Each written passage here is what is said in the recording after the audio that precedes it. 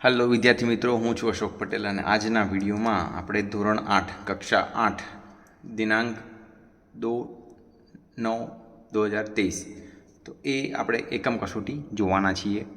સંપૂર્ણ જે પ્રશ્ન બેંક છે એનું સોલ્યુશન જોઈશું। चलो, प्रश्न 1 है, निम्नलिखित प्रश्नों के उत्तर सोच समझकर लिखिए। आपके मतानुसार सृष्टि में सर्वोपरि कौन है, क्यों? तो यहाँ पे आप लिख सकते हो, अँ विद्यार्थी मित्रों तमारे लखी सको तमे कि ईश्वर वो सर्वोपरि है। क्यों? क्योंकि ईश्वर ने ही ये सृष्टि बनाई है और ईश्वर ही ये सृष्टि चला रहा है, इसलिए हम बोल सकते हैं कि ईश्वर जो है वो सर्वोपरि है। ओके। बीजू है, भिन्न भिन्न धर्म के लोग प्रार्थना करने के लिए कहाँ कहाँ जाते हैं। तो एमा तमे लखी सको जेम के अलग अलग धर्मना लोग क्या क्या जाए। तो हिंदू मंदिर में जाता है, मुस्लिम मस्जिद में, क्रिश्चियन चर्च में और सिख गुरुद्वारा में प्रार्थना के लिए जाते हैं। मेले का वर्णन अपने शब्दों में कीजिए। तो आ विद्यार्थी मित्रों तमारा मौलिक विचारों लखवाना है, 3 થી 9 बधा ज। अने बीजो प्रश्न हवे लईए आपणे। बीजो प्रश्न है, प्रश्न के उत्तर विस्तार से लिखिए। तो आ पण विचारो विद्यार्थी मित्रों तमारा मौलिक ज लखवाना है, बरोबर है। तो हवे आपणे डायरेक्ट अहींया प्रश्न 3 पर आवीशुं। जोईए प्रश्न, निम्नलिखित शब्दों का अर्थ देकर वाक्य प्रयोग कीजिए। तो जो मालिक तो स्वामी आवशे, रहमत तो कृपा, आफत तो मुश्किल, जिस्म तो शरीर, बख्शिश तो भेंट, कुबेर धन का देवता, सिजदा तो सिजदा में शू आवशे विद्यार्थी मित्रों? एक विशेष मुद्रा में झुकना, एनो थाय सिजदा, बराबर। निगोड़ी एटले दुष्ट अथवा अनाथ। सानी, सानी नो शू अर्थ थशे? चारे की सामग्री जो पानी में सानकर पशुओं को खिलाई जाती है, तो एनो अर्थ आवशे।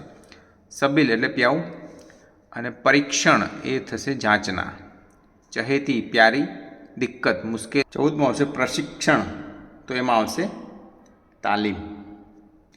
शान तो गौरव, निर्माण बनाना, प्राय अक्षर, उद्यान तो बाग, पुनः फिर दोबारा, स्फूर्ति उत्साह, हस्तकार शिल्पकार, विरासत धरोहर, खाका नक्शा, सामरिक तो सामरिक नो अर्थ विद्यार्थी मित्रों थशे समर या युद्ध से संबंध रखने वाला, एवं थाय। जीवंत जीवित। चलो, आज निम्नलिखित शब्दों का लिंग परिवर्तन करके पुल्लिंग शब्दों का वाक्य में प्रयोग कीजिए। तो सेठ सेठाणी, वधु वर एटले वधु, जेठ जेठाणी, नौकर तो नौकरानी, सास ससुर, देवर देवरानी, भाग्यवान भाग्यवती, सम्राट साम्राज्ञी, रूपवान तो रूपवती, पुत्रवधु पुत्रवान, साधु साध्वी, बलवान तो बलवती, श्रीमती श्रीमान, नर नारी, नंदोई तो ननंद, नेत्री तो नेता, पति पत्नी, विधवा विधुर, वाहन वाहिनी, स्वामी स्वामिनी, कर्ता कर्ती, विधत्री विधाता, इंद्र इंद्राणी, फूलदान फूलदानी अने रोगी तो रोगिणी। આવી રીતના પણ આપણે સોલ્વ કર્યું। આગળ જઈશું।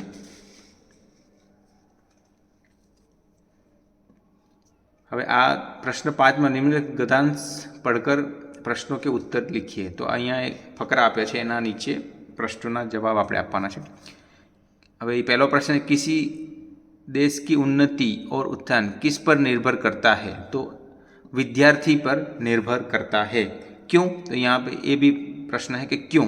तो एनु कारण अहीं लख्युं छे, कारण आज जो विद्यार्थी है वे ही कल के भारत का नागरिक होंगे।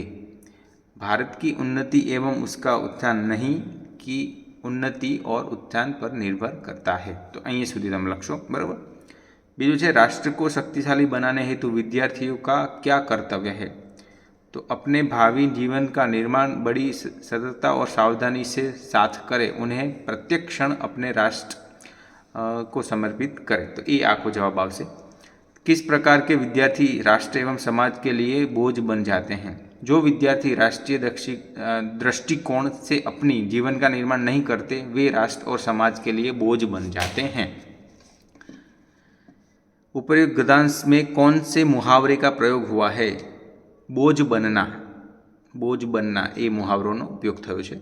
उपर्युक्त गद्यांश का उचित शीर्षक लिखिए, तो એનું शीर्षक થશે विद्यार्थीओं का दायित्व, એવું તમે લખી શકો। બરોબર, આનું શીર્ષક। બીજું છે समय बहुत बलवान होता है। આજે આખો પેરેગ્રાફ છે, ફકરો છે, એના નીચે જે પ્રશ્નો આપ્યા છે એના જવાબ આપણે જોઈએ। पहलो है उपर्युक्त गद्यांश में कीमती किसे माना गया है? तो समय को कीमती माना गया है। बीजू, छात्रों को समय की कद्र करने से क्या लाभ होता है? तो छात्रों को तो समय का मूल्य और भी अच्छी तरह से समझ लेना चाहिए, क्योंकि समय की कद्र करते वे अपने जीवन का लक्ष्य पा सकते हैं। तो अहीं सुधी आवशे। त्रीजू है इस गद्यांश से हमें क्या प्रेरणा मिलती है? समय का मूल्य करना चाहिए, समय का मूल्य हमें अच्छी तरह करना चाहिए, ये हमें प्रेरणा मिलती है। इस गद्यांश में विद्यार्थी के लिए कौन सा शब्द प्रयुक्त है?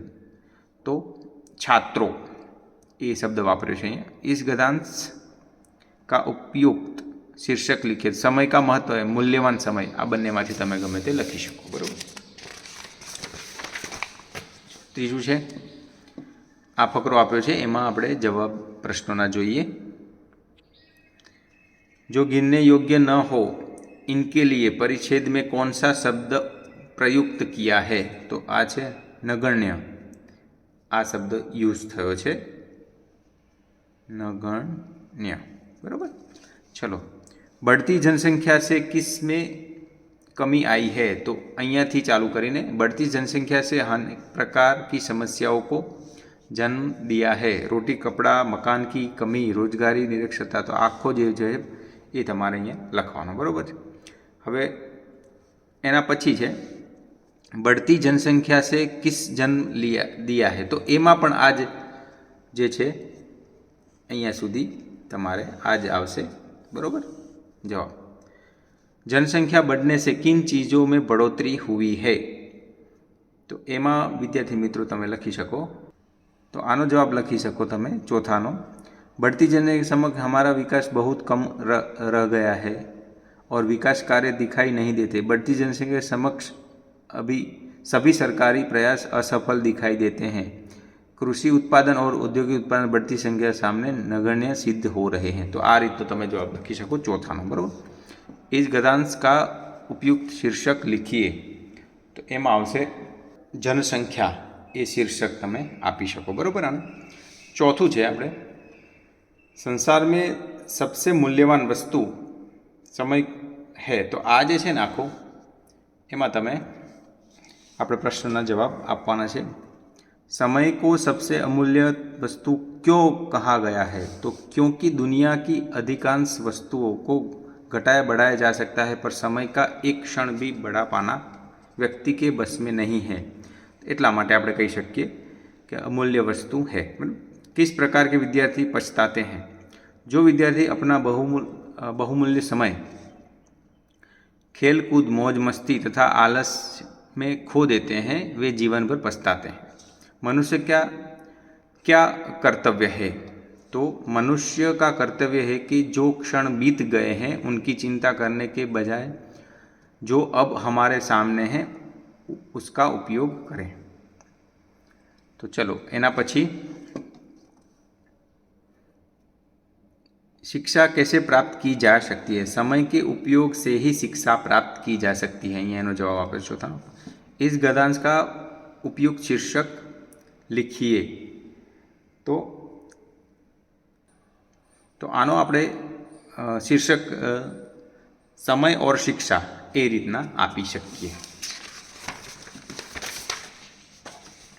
पांचमू है एनो पण प्रश्नना जवाब आपणे जोई ली। निराश व्यक्ति को दुनिया कैसे दिखाई देती है? तो अहींया छे सारी दुनिया अंधेरे से घिरी हुई दिखाई देती लगती है। बरोबर। निराश व्यक्ति को सारी दुनिया अंधेरे से घिरी हुई दिखाई देने लगती है, એવું લખી શકો। आप सफल व्यक्ति किसे कहेंगे? सफल व्यक्ति उसे कहेंगे जो बार बार असफल होने पर भी हार न माने, आगे बढ़ने के लिए कमर कसकर तैयार रहे, એને આપણે કહી શકીએ। બરાબર છે। ચલો આગળ છે, પરિચ્છેદ में प्रयुक्त मुहावरे लिखिए। तो कमर कसकर मतलब कमर कसना એ જે છે ને એને આપણે मुहावरो यूज़ થયો છે એ કહી શકીએ। कैसे व्यक्ति का स्वागत करने सफलताएं तैयार रहती है। तो अहियाँ तमे आज ऐसे कर्मठ और दृढ़ इच्छा शक्ति वाले व्यक्ति के आगे सफलताएं स्वागत करने के लिए तैयार रहती हैं। इस गद्यांश का उपयुक्त शीर्षक लिखिए। तो सफलता ये આપણે શીર્ષક આપી શકીએ। આવી રીતના વિદ્યાર્થી મિત્રો જો આપણે સંપૂર્ણ એકમ કસોટીની પ્રશ્ન બેંકનું સોલ્યુશન જોયું। તો વિદ્યાર્થી મિત્રો આ તમને વિડીયો કેવો લાગ્યો કમેન્ટ કરીને જરૂરથી કહેજો।